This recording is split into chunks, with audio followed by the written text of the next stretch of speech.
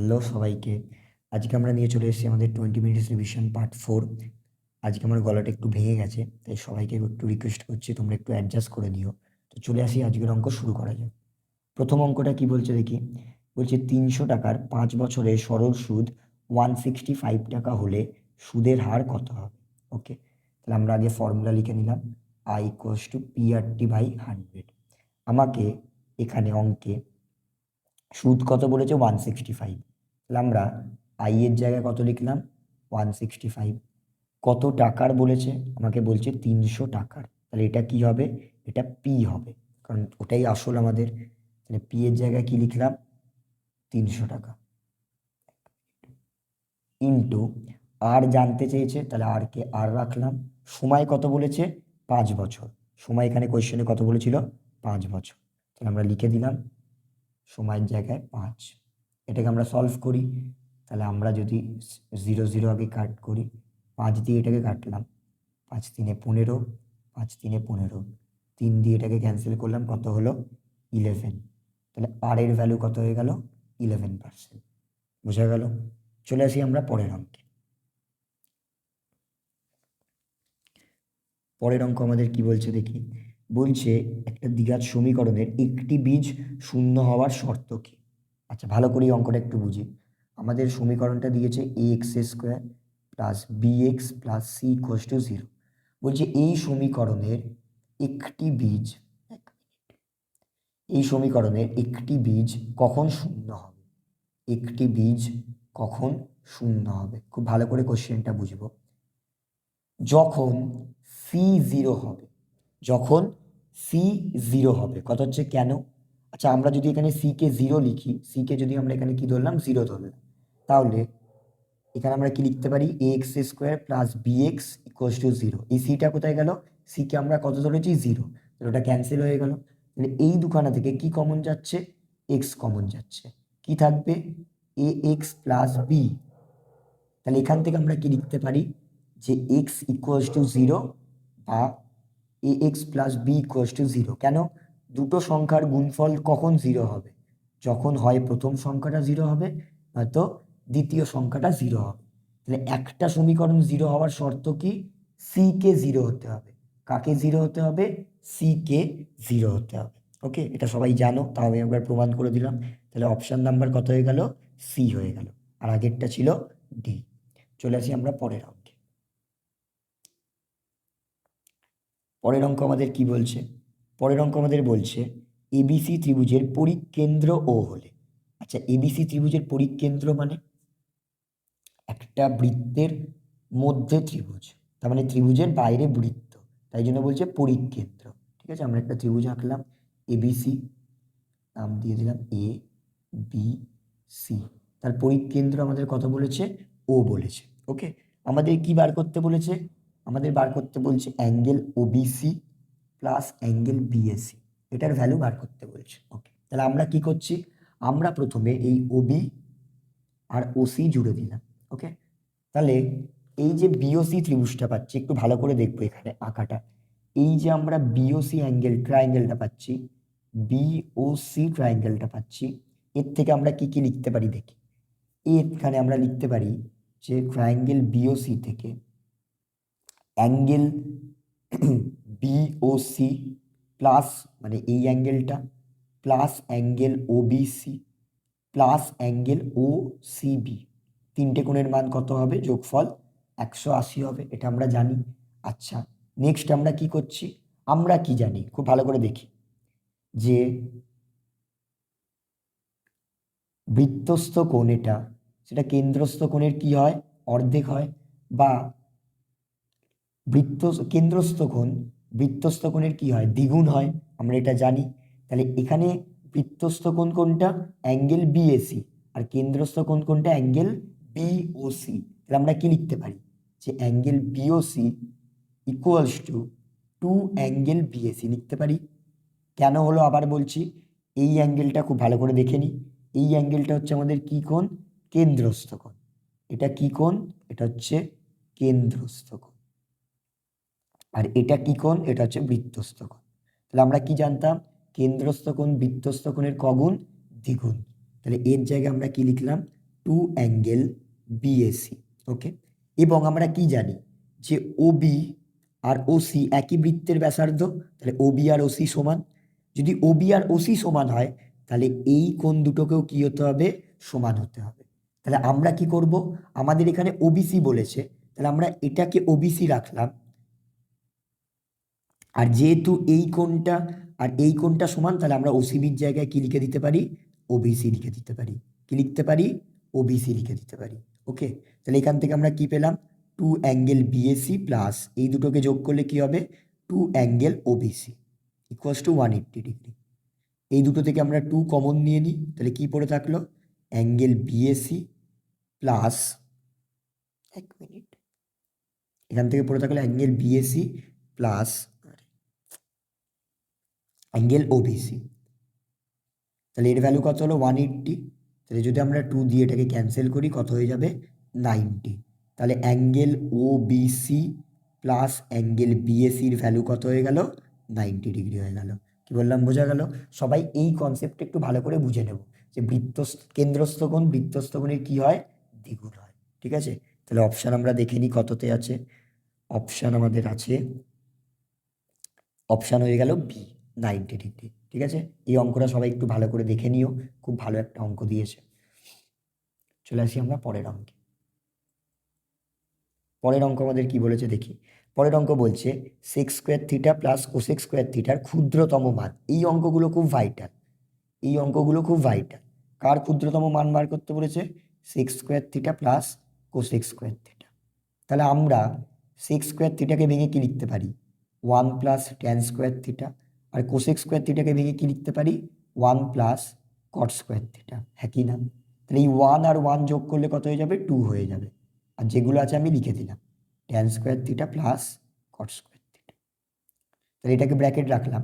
আচ্ছা, এই দুটো যদি আমি এ স্কোয়ার প্লাস বি স্কোয়ারের ফর্মুলায় ভাঙি তাহলে কি হবে, এবং এ স্কোয়ার প্লাস বি স্কোয়ারের দুটো ফর্মুলা আছে আমরা জানি, একটা কি A plus B whole square minus 2ab, আর একটা হচ্ছে A minus B whole square plus 2ab।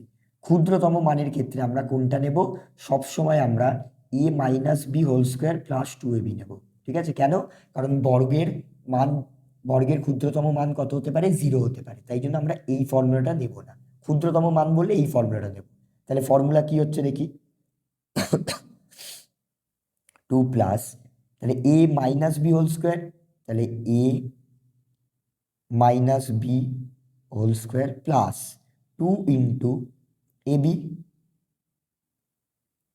2 into AB কি হবে, tan theta into cot theta. Okay, তাহলে 2 plus tan theta minus cot থিটার হোল স্কোয়ার যেমন আছে আমরা লিখে দিলাম। আমরা কি জানি যে tan theta into cot theta কত হয়, 1 হয়। কেন 1 হয় আমি দেখাচ্ছি, যে tan theta into cot theta কেন 1 হয়, কারণ আমরা কি জানি যে কট থিটা মানে কি 1/ট্যান থিটা না, ট্যানের উল্টো, তাহলে কাটলে কত হয়, 1 হয়। তাহলে ট্যান থিটা ইন্টু কট থিটার জায়গায় কত বসালাম, 1 বসালাম। তাহলে কত এলো, 2, আর এটাও হচ্ছে 2 plus tan theta minus cot থিটার হোল স্কোয়ার। তাহলে 2 প্লাস 2 কত হবে, 4 হয়ে যাবে, প্লাস যা আছে আমরা লিখে দিলাম। আমরা কি জানি যে কোনো, আমরা জানি যে কোনো পূর্ণবর্গ সংখ্যার ক্ষুদ্রতম মান কত হয়, 0 হয়। হ্যাঁ কি না, যে কোনো পূর্ণবর্গ সংখ্যার ক্ষুদ্রতম লোয়েস্ট মান কত হয়, 0 হয়। তাহলে এর জায়গায় আমরা কত নিলাম, 0 দিলাম। তাহলে অ্যান্সার কত বেরোলো আমাদের, 4, কারণ 4 প্লাস 0 মানে 4। কি বললাম একটু দেখে নেব। তাহলে অ্যান্সার কত পেলাম, 4। ঠিক আছে, চলে আসি আমরা পরের অঙ্কে। সবাই ভালো করে অঙ্কগুলো দেখো এবং প্র্যাকটিস করে যেও মাধ্যমিকের জন্য।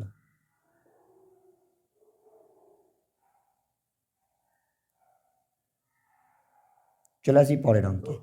বলছে দুটি গোলকের বক্রতলের ক্ষেত্রফলের অনুপাত 1:4 হলে তাদের আয়তনের অনুপাত কি হবে।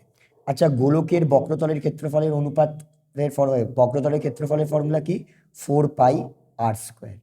তাহলে যেহেতু দুটো আছে আমরা দুখানা লিখলাম, একটাকে r1 দিলাম, একটাকে r2 দিলাম। তাহলে বক্রতলের ক্ষেত্রফলের অনুপাত কত বলেছে, 1:4। তাহলে আমরা লিখলাম 1/4। ওকে, ক্যান্সেল কি কি হচ্ছে, 4 পাই ক্যান্সেল হয়ে যাচ্ছে। তাহলে এখান থেকে আমরা R1/R2 এর হোল স্কোয়ার পেলাম। আর এটাকেও যদি আমরা ভাঙি তাহলে এটা কি হবে 1/2 এর হোল স্কোয়ার, কারণ 2 স্কোয়ার করলে 4 পাবো, তাহলে কেটে গেল। তাহলে R1/R2 কত পেয়ে গেলাম 1/2। এবার আমাদের কি বার করতে বলেছে, আমাদের আয়তনের অনুপাত বার করতে বলেছে।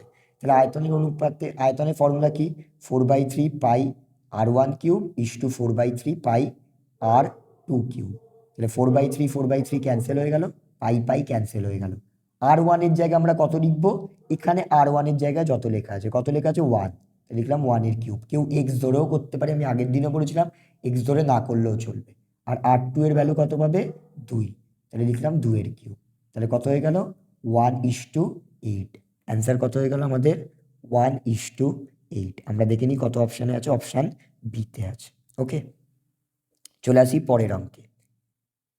এই অঙ্ক আগেও করা হয়েছে, আশা করি কোনো অসুবিধা নেই।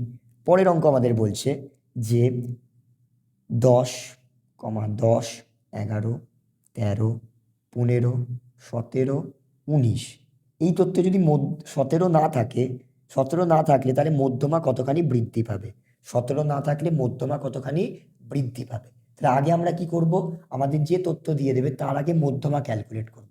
আমাদের যে তথ্যটা দিয়ে দিয়েছে তার আগে মধ্যমা ক্যালকুলেট করব। ওকে, তাহলে দেখি এর মধ্যমা কত হচ্ছে। এখানে আমরা কি দেখছি, যেখানে কতগুলো সংখ্যা আছে 1 2 3 4 5 6 7। তাহলে 7 মানে অযুগ্ম সংখ্যা, অযুগ্ম মানে আমরা কি জানি যে মাঝখানের সংখ্যা বা n+1/2 তম, এটা হবে আমার মধ্যমা। মধ্যমা কত হবে n+1/2 তম পদ। তাহলে n+1/2 মানে 4তম, 4তম কোনটা হচ্ছে 1 2 3 4। তাহলে প্রথম কেসে মধ্যমা কত হলো আমাদের 13। এবার আমাদের কি বলছে 17 না থাকলে, তাহলে আমরা লিখছি 10, 10, 11, 13, 15, 19, কারণ 17কে এখানে আমরা কি করেছি বাদ দিয়েছি। তাহলে এবার মধ্যমা কি হবে, এবার মধ্যমা যখনই বার করব তখন আমরা দেখবো এখানে n কত, এখানে n হয়ে গেছে 6, সেটা হচ্ছে যুগ্ম। তাহলে যখনই যুগ্ম থাকবে তখন আমরা না n/2 বার করব। কি বার করব n/2। n/2 মানে কততম, অ্যান্সার হচ্ছে 3তম। তাহলে এখানে আমরা কি করব 3তম কোনটা 11 এবং 4তম, কত কত নেব 3তম সংখ্যা এবং 4তম সংখ্যার কি বার করব গড় বার করব। 3তম সংখ্যা এবং 4তম সংখ্যার কি বার করব গড় বার করব। তাহলে যোগ করলে কত আসবে, ভাগ করলে 12, একই না। তাহলে মধ্যমা 13 ছিল 12 হয়েছে, কমেছে, কিন্তু আমাকে অঙ্কে কি বলেছে কত বৃদ্ধি পেয়েছে, ভালো করে এখানে লক্ষ্য করব। সবাই না 1 লিখে দিয়ে চলে আসবে, কিন্তু 1 হচ্ছে ভুল অ্যান্সার। কেন, আমাকে বলেছে কতখানি বৃদ্ধি পেয়েছে। বৃদ্ধির ফর্মুলা কি, এখন যেটা মাইনাস আগেরটা, বারবার বলছি বৃদ্ধি কত হয়েছে মানে এখন যেটা তার থেকে আগেরটা মাইনাস করব। তাহলে এটার অ্যান্সার কত হবে -1 হবে। কত হয়ে যাবে অ্যান্সার অপশান ডি -1। আমি বারবার বলছি এখানে অনেকে কি করে দেবে না 13 থেকে 12 মাইনাস করে 1 করে দেবে, এটা কিন্তু ভুল। কারণ বলেছে কত বৃদ্ধি পেয়েছে, যদি বলতো কত কমেছে তাহলে 1 কমেছে বলতে পারতাম, কিন্তু কত বৃদ্ধি পেয়েছে -1 বৃদ্ধি পেয়েছে। ওকে, চলে আসি এবার আমরা আমাদের শূন্যস্থানে।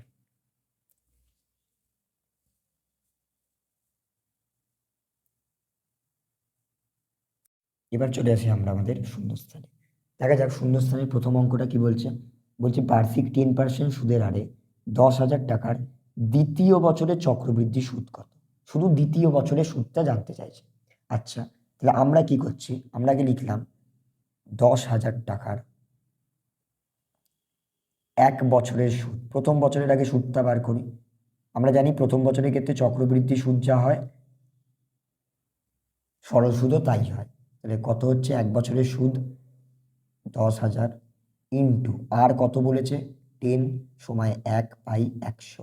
তাহলে এটা যদি আমরা ক্যান্সেল করি আমরা কত পেয়ে যাব 1000 টাকা। তাহলে প্রথম বছরের সুদ কত পেলাম 1000 টাকা। তাহলে প্রথম বছরের শেষে 1 বছরের শেষে আসল কত হয়ে যাবে, চক্রবৃদ্ধি সুদে কি হয় সুদটা আসলের সাথে যোগ হয়ে যায়। তাহলে আসল কত হয়ে গেল 10,000 প্লাস 1000, তাহলে কত হয়ে গেল 11,000 টাকা। তাহলে দ্বিতীয় বছরের সুদ কত হবে, দ্বিতীয় বছরের সুদ এই 11,000 টাকার উপরে বেরোবে। মানে 11,000 ইন্টু 10 ইন্টু 1/100। কেন 1/100? কারণ 1 বছরেরই বার করতে বলেছে। প্রথম বছর থেকে দ্বিতীয় বছর মানে 1 বছর, দ্বিতীয় বছর 1 বছরেরই বার করব। তাহলে এখানে যদি আমরা ক্যালকুলেট করি, আমরা অ্যান্সার কত পেয়ে যাব? 1100 টাকা। তাহলে উত্তর কত হবে? 1100 টাকা। কেন? আবার বলছি, যেহেতু চক্রবৃদ্ধি সুদ বলেছে, আমরা মনে আছে যে 1 বছরের ক্ষেত্রে সরল সুদ আর চক্রবৃদ্ধি সুদ কি হয়? সমান হয়। ঠিক আছে? তাই জন্য আমরা প্রথম বছরের আগে চক্রবৃদ্ধি সুদ বার করে নিলাম। কত বেরোলো আমাদের? 1000 টাকা। এই 1000 টাকা কার সাথে যোগ হয়ে যায়? আসলের সাথে যোগ হয়ে যায়। তাহলে প্রথম বছরের শেষে আসল কত হলো? 11,000। তাহলে দ্বিতীয় বছরের সুদটা আমরা কার উপরে পাবো? এই 11,000 টাকার উপরে পাবো। তাহলে কত পেলাম? 11,000 টাকা, সরি 1100 টাকা। কত লিখলাম এখানে? 1100, মানে 1100 টাকা হলো দ্বিতীয় বছরের সুদ। ওকে, চলে আসি পরের অঙ্কে। পরের অঙ্কটা কি বলছে? পরের অঙ্কটা আমাদের বলছে যে এক্স ভ্যারিজাস ওয়াই জেড। আচ্ছা, যা বলেছে লিখে নি।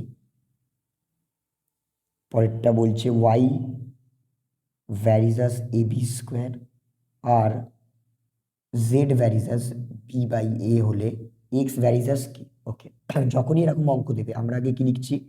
এই সাইনটাকে তুলে ইকুয়ালস টু কে আসে। তাহলে K1 ওয়াই জেড, ওয়াই এর ভ্যালু কি হয়ে যাবে? K2 এ বি স্কোয়ার, আর জেড এর ভ্যালু কি হয়ে যাবে? K3 বি বাই এ। কি বললাম, বোঝা গেল? আচ্ছা, এরপর কি করব? এরপর আমরা করব এই যে এখানে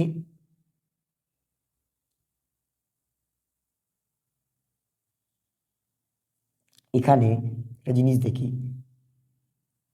এখানে K1 যেমন আছে লিখলাম, এই ওয়াই এর জায়গায় ওয়াই এর ভ্যালুটা এখানে পুট করে দেবো। তাহলে কত হবে? হচ্ছে K1 ওয়াই এর ভ্যালু কত আছে? K2 A B square into K3 Z এর ভ্যালুটাও পুট করলাম বি বাই এ। কত হয়ে গেল? বি বাই এ। ওকে, তাহলে এ এ ক্যান্সেল হয়ে গেল। এখান থেকে কি পেলাম? K1 K2 আর বি স্কোয়ার আর বি ইন্টু করলে, সরি K3 আছে, K1 K2 K3 আর বি কি হয়ে যাবে? কিউব হয়ে যাবে। কেন? বি আর বি স্কোয়ার গুণ করলে বি কিউব হয়ে যাবে। তাহলে এক্স এর ফাইনাল ভ্যালু কত পেলাম? K1 K2 K3 B cube. ওকে, তাহলে এই পুরোটা কি একটা ধ্রুবক না? তাহলে আমরা কি বলতে পারি? যে এক্স ভ্যারিজাস বি কিউব। আমরা কি বলতে পারি? X varies as B cube. Okay, দেখে নিই একবার। তাহলে পরের উত্তর কি হলো আমাদের? লিখে দিই আমরা এখানে বি কিউব। ওকে, চলে আসি পরের অঙ্কে। মনে রাখবো, যখনই ধ্রুবক ভেদ দেবে, ভ্যারিজাস সাইন তুলে আমরা তার জায়গায় একটা ভেদ ধ্রুবক নিয়ে চলে আসি। ঠিক আছে? পরের অঙ্ক আমাদের বলছে যে বৃত্তের কোনো ব্যাসের প্রান্তবিন্দুতে অঙ্কিত স্পর্শক দুটি। আচ্ছা, বৃত্তের একটা ব্যাস নিই। আমি ধরলাম বৃত্তের ব্যাস হচ্ছে এটা। এর একটা প্রান্তবিন্দু, এই পয়েন্টটা ভালো করে দেখি। এর একটা প্রান্তবিন্দু হচ্ছে এই পয়েন্টটা, তাহলে এই পয়েন্টে একটা স্পর্শক আঁকলাম। আর এই পয়েন্টটা আমরা আরেকটা স্পর্শক আঁকলাম। ঠিক আছে? তাহলে এই স্পর্শক দুটো কি হবে? কি হবে? স্পর্শক দুটো হবে সমান্তরাল। স্পর্শক দুটো কি হবে? সমান্তরাল। ওকে, তাহলে এখানে আমরা লিখে দেবো, এখানে লেখার জায়গা নেই, সমান্তরাল। ঠিক আছে, চলে আসি পরের কোশ্চেন। পরের কোশ্চেন কি বলছে? বলছে 22°30' কোণটির বৃত্তীয় মান দিয়েছে। তাহলে এই কোণটাকে আগে যখনই আমি বৃত্তীয় মানে কনভার্ট করব, আগে এটাকে আমাকে একটু সলভ করতে হবে। তাহলে 22° প্লাস মিনিট থেকে আমরা কি জানি যে 1° সমান 60 মিনিট। ঠিক আছে? তাহলে আমরা যদি এখানে ভাগ, মিনিট থেকে ডিগ্রিতে এলে কি করতে হয়? 60 দিয়ে ভাগ করতে হয়। ওকে, তাহলে এটা আমরা কাটলাম 2। তাহলে কত হলো? এটাকে যদি আমরা সলভ করি, 22×1=2°, তার মানে 45/2°। আচ্ছা, ডিগ্রি থেকে আমরা বৃত্তীয় মানে কি করে কনভার্ট করি? ডিগ্রি থেকে বৃত্তীয় মানে কনভার্ট করতে গেলে আমরা π/180° দিয়ে গুণ করি। কি দিয়ে গুণ করি? π/180 দিয়ে গুণ করি। তাহলে কাটাকুটি করলে অ্যান্সার কত বেরোলো? π/2 আর 4 গুণ হয়ে গেল π/8। ওকে, আমাকে অঙ্কতে কত দিয়েছিল? π/k।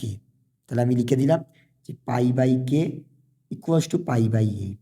তাহলে পাই ক্যান্সেল হয়ে গেল, কে এর ভ্যালু কি হয়ে গেল 8 হয়ে গেল, কে এর ভ্যালু কত হয়ে গেল 8 হয়ে গেল। ওকে, তাহলে আমরা এখানে লিখে দিলাম কে এর ভ্যালু কত 8। চলে আসি পরের অঙ্কে।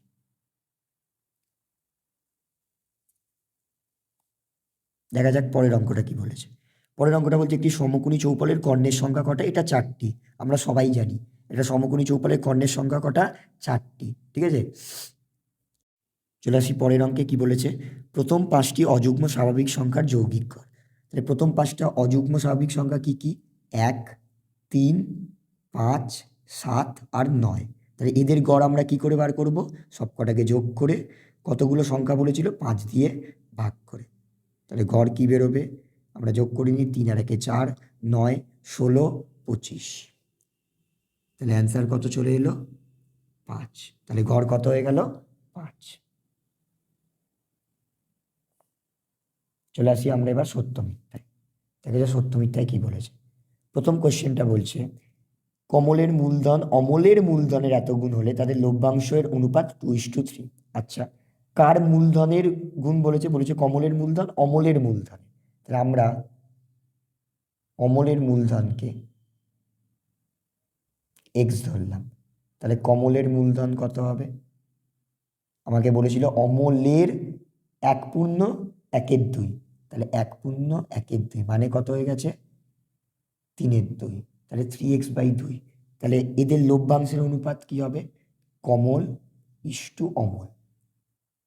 তাহলে 3x/2 is to x, x x cancel হয়ে গেল, দুইটা এদিকে কিছু নেই, 1 আছে, তাহলে দুইটা ওদিকে চলে গেল। তাহলে 3:2। উত্তর কত হলো? 3:2। ওরা আমাকে অঙ্কে কত বলেছিল? 2:3। তাহলে এটা ম্যাচ করলো না, তাহলে এটা কি হয়ে যাবে? মিথ্যা। এটা কি হয়ে গেছে? মিথ্যা। তাহলে এর পাশে আমরা লিখে দিই ফলস। চলে আসি পরের অঙ্কে।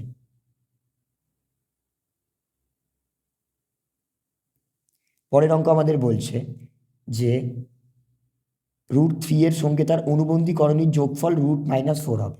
তাহলে √3 - 2, তাহলে আগে লিখি। আমাকে বলছে √3 - 2।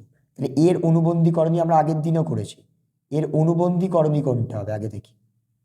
এর অনুবন্ধী করণী হবে, রুটের সাইনটা শুধু চেঞ্জ করব, তার মানে এর অনুবন্ধী করণী কি হয়ে যাবে? এটা হয়ে যাবে। এর অনুবন্ধী করণী কি হয়ে যাবে? এটা হয়ে যাবে। এবার এদেরকে যদি আমরা যোগ করি তাহলে কি হবে দেখা যাক।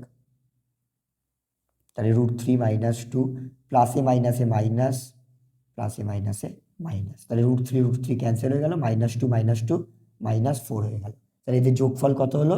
-4। তাহলে এটা কি হবে? সত্য। তাহলে এর পাশে লিখে দিলাম ট্রু। চলে আসি পরের অঙ্কে। পরের অঙ্ক আমাদের কি বলছে দেখি।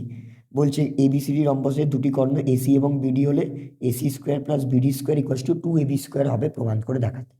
তাহলে আমরা একটা রম্বস এঁকে নিই।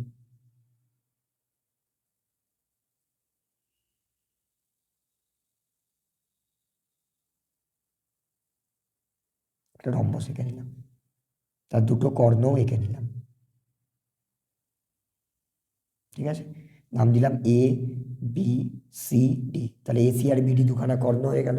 আমরা কি জানি? রম্বসের কর্ণদ্বয় পরস্পরকে সমকোণে সমদ্বিখণ্ডিত করে, আমরা এটা জানি।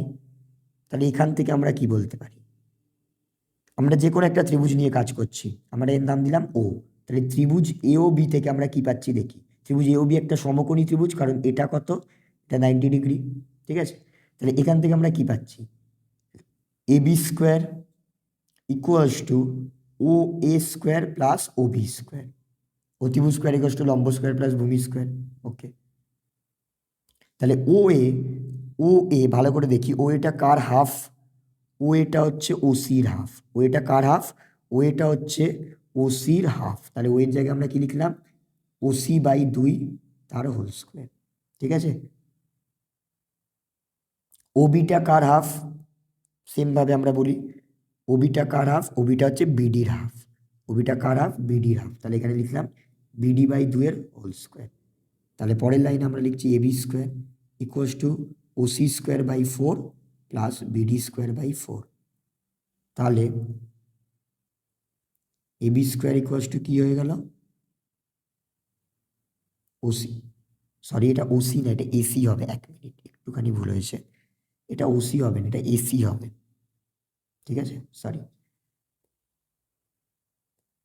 এসি স্কোয়ার, তাহলে এখানে আমরা লিখি সরি, এটা হবে AC square plus BD square, তাহলে 4টা দিকে মাল্টিপ্লাই হয়ে যাবে, তাহলে অ্যান্সার কী হয়ে গেল 4ab square equals to AC square plus BD square. আমাকে কি প্রমাণ করতে বলেছিল? আমাকে প্রমাণ করে দেখাতে বলেছে যে AC square plus BD square 2ab square, কিন্তু আমরা কত পেয়েছি 4ab স্কোয়ার, তাহলে এটা কি প্রমাণ হয়ে গেল? মিথ্যা, ঠিক আছে।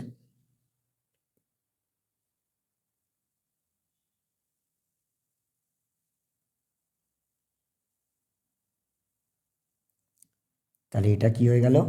মিথ্যা, আমরা এখানে লিখে দিলাম ফলস। চলে আসি পরের অঙ্কটা, বলছে একই ভূমি ও একই উচ্চতা বিশিষ্ট একটি লম্ববৃত্তাকার শঙ্কু একটি চোঙের আয়তনের অনুপাত 1:3 হবে। একই উচ্চতা এবং একই ব্যাসার্ধ বলেছে, একই ভূমি বলেছে, ওকে। তাহলে এখানে আমরা কি করছি দেখি, এখানে আমরা লিখছি যে যেহেতু আগে কোনটা বলেছে শঙ্কু আয়তন আর চোঙের আয়তন অনুপাত বলেছে, তাহলে শঙ্কুর আয়তনের ফর্মুলা কি 1/3 পাই আর স্কোয়ার এইচ, চোঙের আয়তনের ফর্মুলা কি পাই আর স্কোয়ার এইচ, তাহলে এটা ক্যান্সেল হয়ে গেল, 1/3:1, 3টা ওদিকে মাল্টিপ্লাই হয়ে যাবে, তাহলে অ্যান্সার কত এলো 1:3। ওরা আমাকে কত দিয়েছিল 1:3, তাহলে এটা কি হয়ে গেল? সত্য হয়ে গেল, এটা কি হয়ে গেল? সত্য হয়ে গেল। কেন হলো বুঝতে পেরেছি, যেহেতু দুটোরই ব্যাসার্ধ সেম আর উচ্চতা সেম, তাহলে এখানেও আর, এখানেও এইচ, এখানেও আর, এখানেও এইচ, ওকে। চলে আসি পরের অঙ্কটা। একটা অঙ্ক মনে হচ্ছে আমরা স্কিপ করে গেলাম, হ্যাঁ আমরা এই কসের অঙ্কটা স্কিপ করে গেছি, আচ্ছা করে নিই। আমাদের বলছে কস 0 degree into cos 1 degree into cos 2 degree, এইভাবে একদম কস 89 দিয়েছে, এর মান 0 হবে কিনা বার করতে বলেছে। আমরা কি জানি, যদি এখানে আমাকে কস 90 দিত তাহলে কস 90-র মান 0, এবং 0 দিয়ে কিছুকে মাল্টিপ্লাই করলে অ্যান্সারও 0 বেরোতো, কিন্তু কস 90 কি এখানে আমাকে দিয়েছে? এখানে তো এই পোর্শনটা দেয়নি, তাহলে এটার মান কি হবে না, এটার মান কখনো 0 হবে না। যদি কস 90 দিত তাহলে 0 হতো, তাহলে ওরা আমাকে বলেছে এর মান 0, আমরা বলছি না 0 হবে না, তাহলে এটাও কি হয়ে গেল? ফলস হয়ে গেল, ঠিক আছে। লাস্ট অঙ্কটা কি বলেছে দেখে নিই, বলছে কোনো তথ্যের সংখ্যাগুরু মান একটির বেশি হতেই পারে, হ্যাঁ হতে পারে, এটা আমরা কালকেও দেখেছি। আমি একটা এক্সাম্পল দিয়ে বলে দিচ্ছি, সাপোজ আমি লিখলাম 2, 2, 3, 7, 9, 10, 3, তাহলে এখানে কি দেখছি 2 দুবার আছে, আবার 3ও দুবার আছে, তাহলে এই তথ্যের সংখ্যাগুরু মান কি হবে? এই তথ্যের সংখ্যাগুরু মান 2ও হবে এবং 3ও হবে, তাহলে এখানে কিন্তু কি দেখলাম আমরা, সংখ্যাগুরু মান একটির বেশি হতেই পারে, তাহলে এটা কি ট্রু, ওকে। আজকে যেহেতু আমার গলাটা একটু বসে আছে তাই জন্য একটু আমি তাড়াতাড়ি করিয়ে দিলাম এবং তোমাদের হয়তো শুনতে একটু অসুবিধা হবে, কাল থেকে আমরা আবার ভালো মতন ক্লাস করব, ঠিক আছে।